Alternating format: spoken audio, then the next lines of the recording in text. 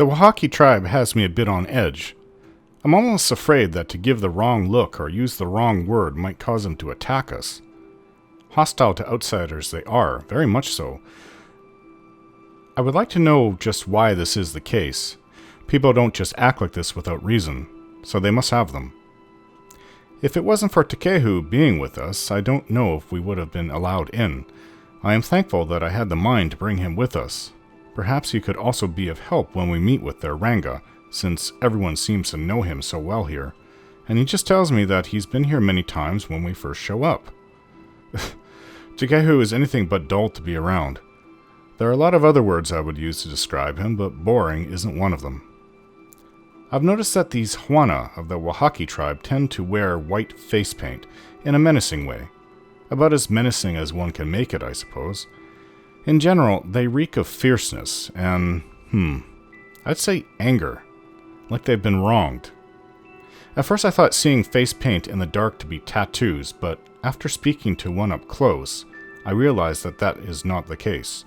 No, they are just sending a message with it, as they did with that merchant ship just south of here that they raided. Why the leaden key symbol on the sails, then?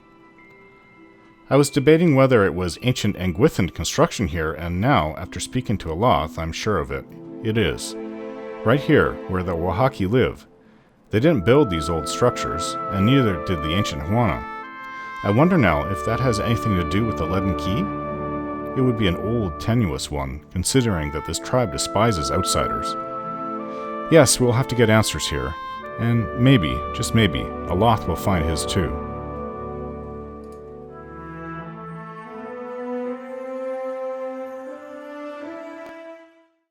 So all eyes are on me as what to say to the Wahaki, so to basically, hopefully I'll lessen the tension going on here, because they really, really don't like outsiders.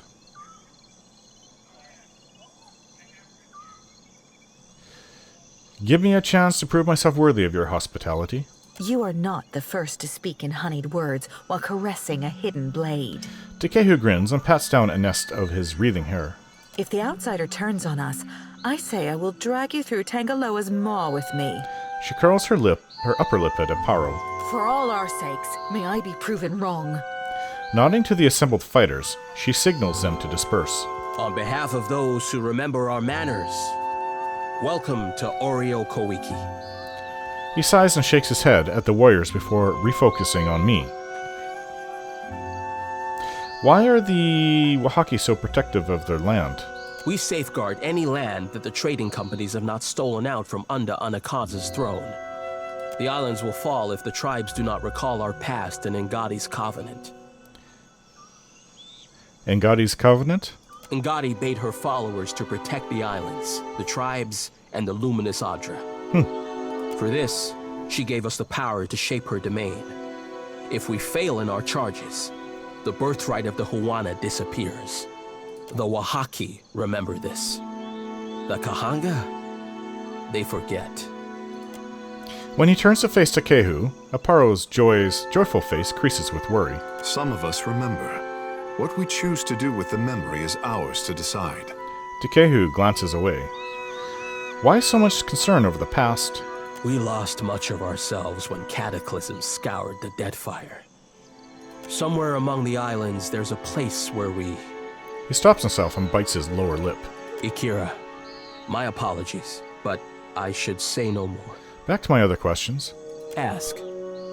I am pleased to be making a new friend. Is there usually much infighting when outsiders show up? Ikira, I say circumstances have made us rough around the edges. Outsiders come with cannons, nets, torches. They do not come to talk. What can you tell me about Ruāsare? She is our Ranga, and the strength of our tribe. He stands tall, wearing a proud grin. I have never seen her without a mouthful of Koīki. Even in battle, she wears a bandolier of fruit. A spirited, passionate, and very hungry woman is my Ruāsare. Are you and Ruāsare married? Tekēra, I doubt he even knows the meaning of the word. Tekēhu slaps his hand over his eyes, grinning with embarrassment. I am familiar with the foreign obsession with vows. He favors me with a friendly smile. When it strikes Ruāsare's fancy that we should sleep under one roof, we do so vigorously. Oh, I see. Some think I influence her judgment, but they have the wrong of it. My back is too fragile for the weight of authority, I say. Okay. Well, if that's it then, farewell. Well then. Yeah, we could have gone up this way. I don't know what's over there. But I take it that the Ranga's here and we should go see them. Let's go into the Koīki Sanctum. Yes, we can't just be wandering about the village. I'm really surprised they didn't actually see us when we landed on the island. Oh, this is much different than I would have thought. Seems more like a cave inside. Natural cave. It is, that they've just kind of taken over.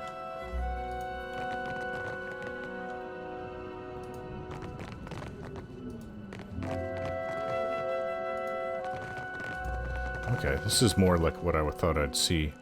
Interesting. Hey, look, there's an old construct over there. It's quite rusted. And you can see the other side of the little mountain that we're on. It's high, but not super high. The broad-shouldered woman on the throne lifts her gaze to meet mine. White face paint adds a grim aspect to her stoic demeanor. Smoldering braziers fill the air with oppressive heat, but she sits at ease. Her face paint? You don't suppose... I guess so. They're pretty much all wearing it. Ruāsare turns her gaze to Eloth, who quickly falls silent. She returns her focus to me. I am the Ranga of this tribe, and will not hesitate to send your soul through Tangaloa's maw if you threaten my people. She steeples her fingers and watches my every move.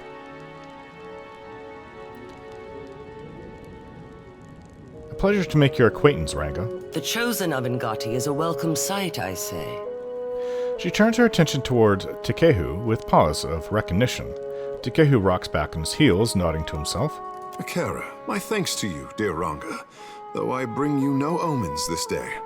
Tekēhu inclines his head and touches the spot on his brow with 2 fingers. You have the gift of our hospitality during this audience. Do not abuse it. The studious-looking man to the Ranga's side scrutinizes me. But will our hospitality be returned? A trembling mystic consults a palmful of runes. The Ranga silences him with a look. Sitting forward in her seat, she opens her fist to reveal a plump Koīki fruit. She takes a deep and thoughtful bite. Tekēhu, I say we have troubles enough without my people fighting over you. Akara, just so. I will keep my hands to myself this time. Shodi nibbles on her lips to hide a spreading smile. She nods, turning her focus back to me. The loss of Mbeta has soured me to outsiders, I say. Mbeta. The Queen sent you to remind us we are vassals. Is that all? She sets down the Koīki on the armrest and opens her palm, inviting me to speak.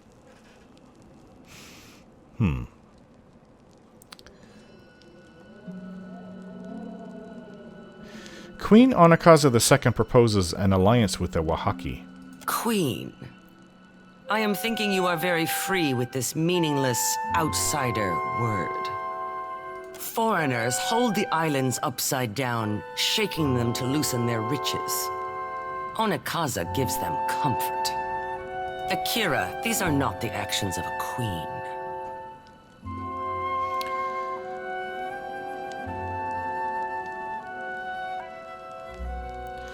You don't think she's just biding her time? Bah! Then she never should have let the foreigners take a step onto Deadfire soil. Thoughtful, Shoti rubs a knuckle along the edge of her jaw. You think the Queen is cunning, but she is on the brink of losing her power. Ruāsare makes a disgusted, sweeping motion with her hand.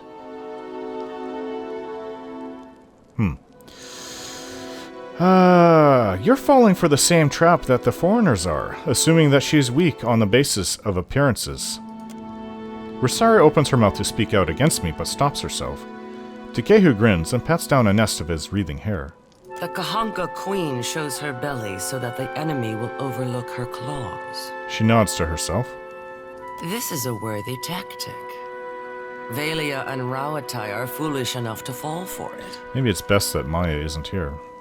Before I agree to Onakaza's terms, I must deal with a pest of my own. Not as large as the trading companies, but nearly as vicious. Okay. You are knowing that the purchase of foreign slaves is allowed in the Deadfire? A shadow falls over Ruāsare's eyes as she lowers her brow. I am familiar with the practice. To buy and sell kith is the work of monsters. I don't disagree. These slavers hunt the waters around Oreo Koīki. Like cowards, they shy away from the deeper jungle. In spite of Ruāsare's hearty guffaw, not a trace of humor reaches her eyes. They steal my people from their fishing boats and sell them like pigs at auction. Where is Onakaza to stop them? Ruāsare opens her arms and searches left and right. Someone must teach them the meaning of Wahaki vengeance, I say. Ha! You're talking about Crookspur. I already dealt with them. Could this be true? She glances to her attendants. Well, we did take along the head of Master Kua, just to show. The priest consults his bones. His brow raises, and he nods to the queen. What say? If those parasites drew their final breaths, I would hear of it. Master Kua is dead. His business is finished. While Onakaza plays at diplomacy, we are the spear in the guts of our enemies. I have come to expect troubling news from outsiders. Today is no different, but at least you bring me a tale for my grandchildren. Have the people not made it back here? Nodding to herself, Ruāsare looks me up and down, weighing something unspoken. Rauataian warships circle Crookspur, and the cries of bondage carry across the waves like the song of injured gulls.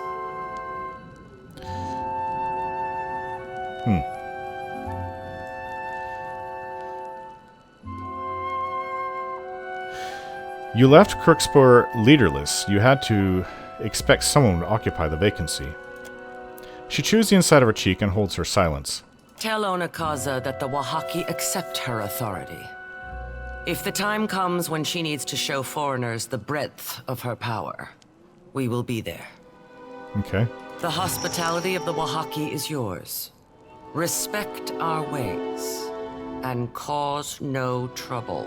I'm here on my best behavior, believe me. However, we do have to find out about this leaden key thing. Ugh, I was almost afraid those two were going to grab me and usher me out. Okay, well, there's more that I must speak to her about. Ruāsare. Come no closer, outsider. Read her soul. I reach into her soul, chasing that spark of recognition. I feel hundreds of births and deaths within her, forming and disappearing like bubbles in boiling water. I sift past them all, focusing my overwhelmed senses on the memory of a strange, foreign man. When at last I seize it, I find myself in the very same throne room, but the condition of the place and the memory of my host suggests that it is many, many hundreds of years ago, if not more. I am seated on the dais. A man is brought before me, dressed in stifling black robes. He reminds me of a corpse dressed for a funeral. He reminds me of something else too, but one of my attendants leans in and interrupts the thoughts before I can follow it. She tells me that this is the man I asked to see, and that his people have been harassing mine. He calls himself Thaos Ix Arcanon. Explain yourself, stranger. He gives me a smile that sets my teeth on edge. Your Excellency, I come to warn your people. Your presence among these ruins is an affront to the gods. You must remove yourself, lest you face the gods' wrath. Indeed, the man is an even greater fool than I had been told. The gods surely take their time. We have lived here 200 years, and they have yet to raise an objection. The timeline of the gods is not for mortals to understand. But even their patience shall wear thin, especially after this warning. I certainly feel my patience wearing thin. Who is he, this foreigner, to send my people from their halls and homes? And who is he to tell my people the survivors, about the wrath of the gods. What ungrateful guest evicts his hosts? Our ancestors built these places centuries ago. We will not leave. For a moment, his unctuous facade melts away, and he blinks at me and my attendants. I get the impression that my response has surprised him. Your people cling tightly to their history. His jaw is tight as he speaks. He swallows hard, as if gulping something unpleasant. But where are these designs among your arts? Where is the carved Adra in your wooden huts? These places were not built by the Huana, but by an ancient people from a distant land. I knew he was a fool, but now I suspect he is a dangerous one. His words are a lie, but like the very best lies, they contain the shadow of truth. Everyone knows foreigners once lived among our people as guests, but they have not been seen in 200 years. What prickles the back of my neck is the question of how he might know this, and why he brings it to me. The murals in these places and the stories of our ancestors tell it differently. How would you, foreigner, know our history better than our own grandfathers? I have seen your murals, and I know that you will recognize this. He produces a helm with two horn-like protrusions and a mask attached. He is correct, I do recognize it. Our guards and attendants gasp. The man, Thaos, smiles more broadly. It was my people who built these places, and now I come before you bearing their warning. At least that much is true. I turn to my guards. Seize him. Just as a look of surprise appears on Thaos' face, the ancient Ranga's memory skips ahead. I'm looking at Thaos once more. This time, however, he and a score of robed men and women are bound amidst a heap of peat and wood. This time he is staring at me in disbelieving fury. I have gathered my people and told them that the foreigners before them are the same ones who came to the islands centuries ago. And now my people are angry and frightened too, because every Wahaki remembers the story of how these foreigners abused the hospitality of their Huana hosts.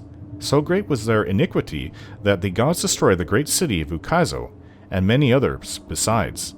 Watch now as I wipe their stain from among us. My people cheer. Thaos struggles and yells, but his words are drowned out. Let us never forget that this foreigner is a trickster, and his people a plague. Hundreds of Wahaki stamp their feet and beat the ground with butts of their spears. Still, Thaos scowls and thrashes in protest. From this day forward, we will be vigilant. Let us root out such foreigners and keep our lands pure of their wickedness. The tribe cheers louder than ever, young and old. Mataru and Roparu are all united in purpose. A change seems to come over Thaos. The struggle leaves his body, and the rage departs his face. Good. Let him accept his end. One of my attendants offers me a torch. I throw it onto the pyre. I hurl the torch. The flame spreads quickly. The foreigners scream as the fire advances, all except Thaos, who looks back at me with a strange smile of satisfaction. I pull back from the memory, and the gruesome scene evaporates around me. Why do you stare so? Now she's willing to talk. It's my chance. Do you recognize the name Thaos, or the Leaden Key? I know only that they clang and clash like foreign names. She frowns. Yet something in her soul sparks like kindling held to a flame. There is an ancient presence there with its own memory. Read her soul. I reach into her soul, chasing that spark of recognition. I feel hundreds of births and deaths within her, forming and disappearing like bubbles in boiling water. I sift past them all, focusing my overwhelmed senses on the memory of a strange foreign man. At last, when I last seize it, I find myself in the very same throne room. Okay, so this is the same thing. Same memory. You're... I pull myself back from her. The...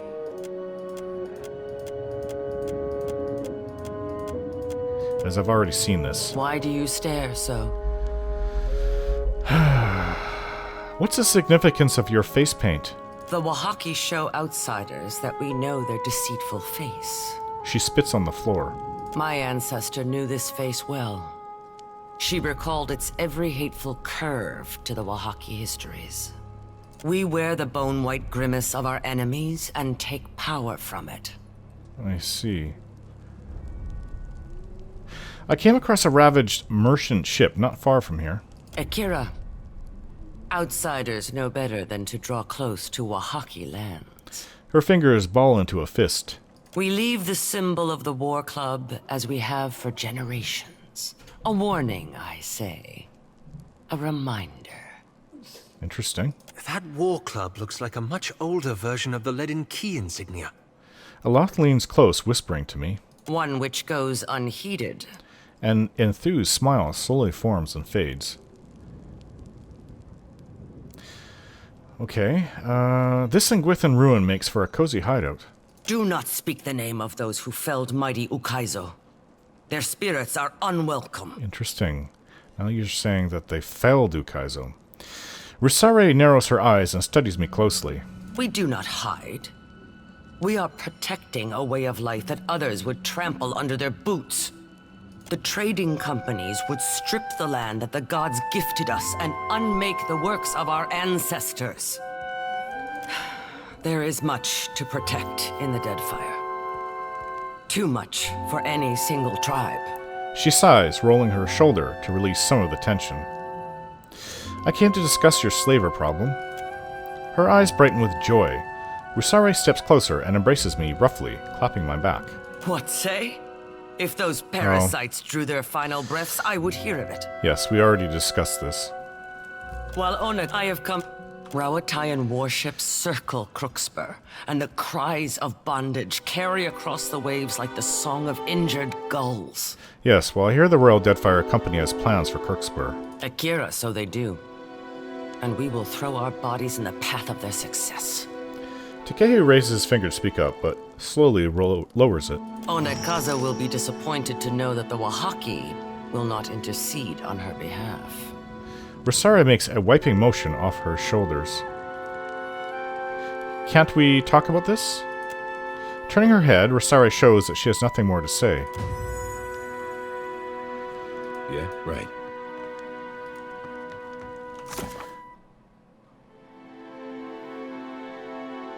Huh. So, after talking to her over this,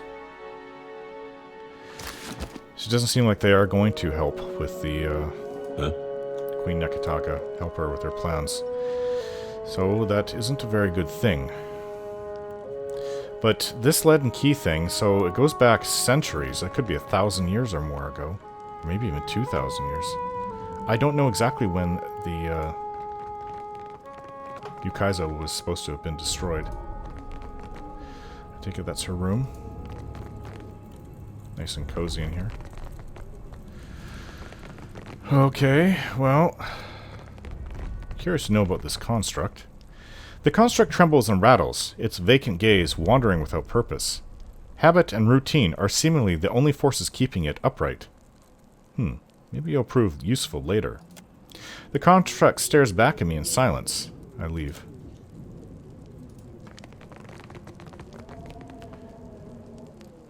Well, it seems like we've come all this way just to get a no. Who is this? Is this not her shaman? I would pray louder if it kept outsiders away from Oreo Koīki. Barapo straightens his bearing and looks down his nose at me. I say Ruāsare would not like it if I denied you hospitality. What's your role in the tribe? I keep the gods at bay. He touches his brow with a shaking hand. The tribe balances on the edge of ruin, and my burnt offerings appease those who watch over us. Godlessness raised the green man, and the gods will put him back down, I say. You think Gon's gonna set the final harvest upon us because of Kith's godlessness? Maybe. But ain't no god's gonna stop him. She rubs the side of her jaw in thought. Interesting, Shoti. Akira, this is why Outlanders do not speak the will of the gods for the tribe. Barapo crosses his arms and smirks at Shoti. Oh, I'd say that statue has more than its share of God in it. For what does your crew of misfits address me? Barapo frowns at Adair and retreats back a step. How do you and Tingara get along? Poorly. He ventures away from our islands and invites the wrath of the gods, I say. Barapo folds his arms and squeezes his shoulders. May Ngati devour that outsider construct he dragged back with him. Farewell.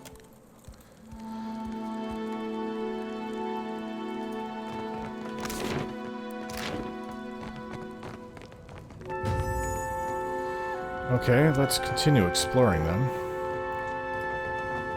Back there, with the chieftain. Did you see something?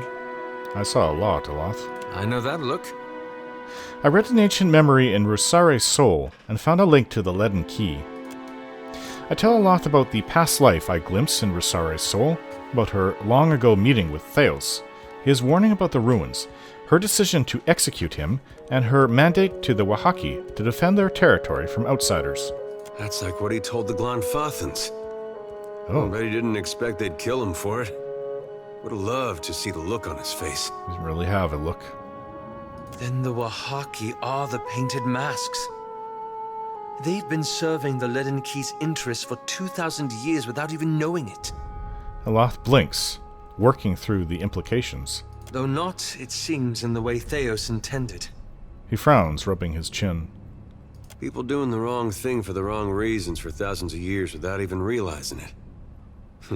Doesn't get more leaden key than that.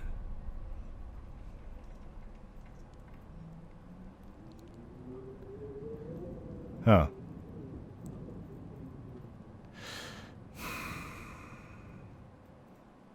Few plans work out perfectly. Thaos got the Wahaki to help him guard the ruins. That's what matters. Is it?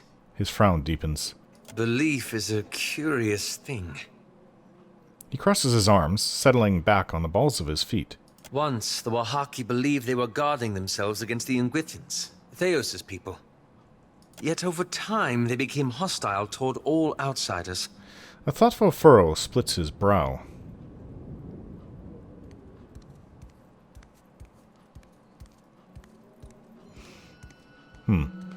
Stories and messages change. Thaos only had clarity about his because Wutika reincarnated him, whole every time. But don't you wonder if bearing that message was part of what made Thaos who he was? He raises an eyebrow and falls quiet for a moment. It's not just that the Wahaki misread Thaos' original message. It fundamentally changed them. He pursed his lips. They went from being a large and well-connected tribe to a much smaller one defined by isolationism. Yes, worry burrows into the shadows and creases on his face. And this has got you thinking again about the consequences of your intervention. You see all the ninnying I suffer from this lad? Right sure 'tis ratting all around in his noggin. You know me too well. His wry grin doesn't quite banish his air of melancholy. I've been chasing the leaden key, trying to undo the harm they've caused. But what if I'm only making matters worse? Private agony muffles his voice. His breath catches in his throat as the full weight of his words hits him. Might I be to blame? Have I made a grievous mistake in getting involved? Through his scars and lines and newfound purpose, I catch a glimpse of the Aloth I knew 5 years ago, scared, alone, and desperate for direction.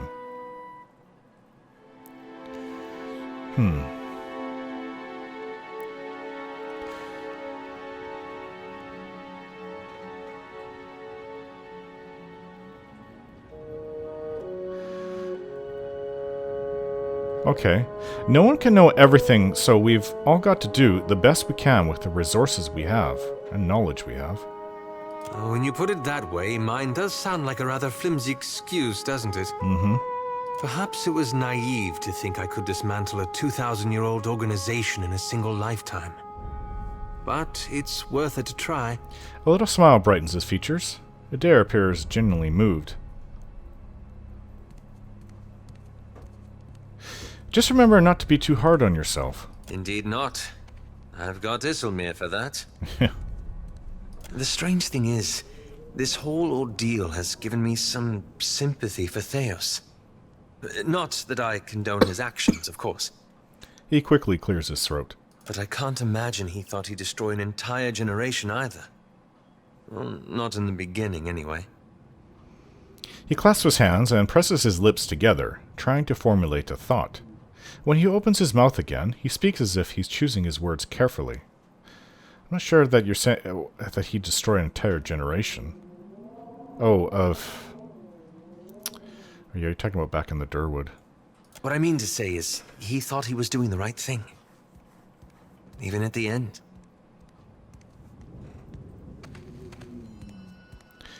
Thaos was wicked. His actions were proof enough of that. I worry things aren't so simple. Still, perhaps you're right. At any rate, it will be a relief to move forward. It was always too comfortable to leave the hard decisions to others. To simply follow along. He cocks his head in reflection and inclines it towards me. I only wonder now what sort of decision you'll have to make when we finally confront Aethys. Truth be told, that's not a... I don't even want to think about that. All I can say is that when we get there... Yeah, I'll have to decide when we're there. It's not like I've come up with any weapon to use against them or protect us.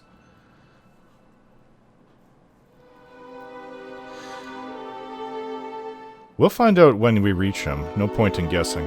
A reasonable point. Anyway, thank you.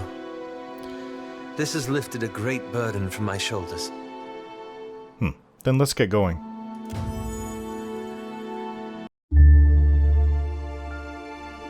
Don't forget to like, share, and subscribe.